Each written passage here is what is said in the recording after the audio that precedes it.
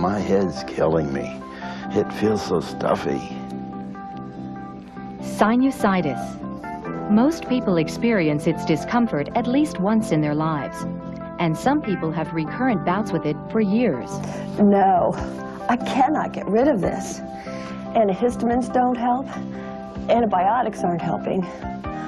Nothing helps. In either case, there are many ways to treat its effects and bring you relief.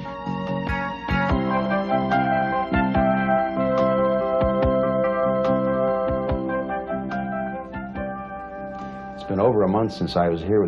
Here or down in this area here?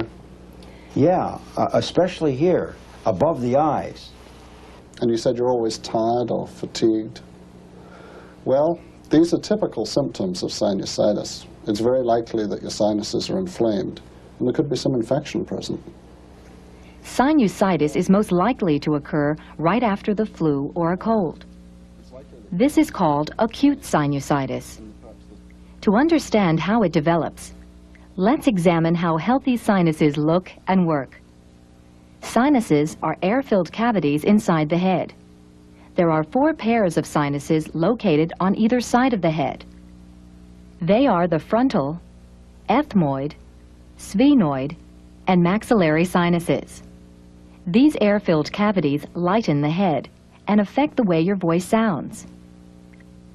Normally, the nose and sinuses produce between 1 pint and 1 quart of mucus a day to wash away any irritating particles that have entered the nose when you breathe. The mucus and the particles are automatically swallowed down the back of the throat. Stomach acids destroy any harmful bacteria or other harmful substances. Some things are more irritating to the nose and sinus cavities than others, like air pollution,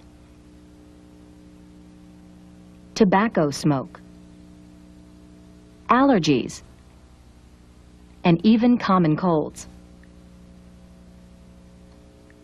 These irritants can cause swelling in many areas of the sinuses.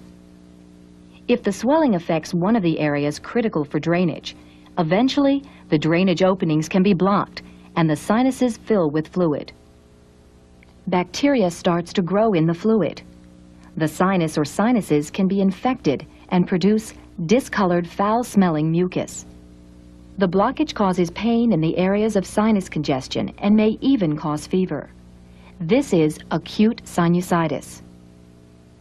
For the vast majority of people with acute sinusitis, medical treatment can clear up the maxillary sinuses may be cleared out with a procedure called irrigation.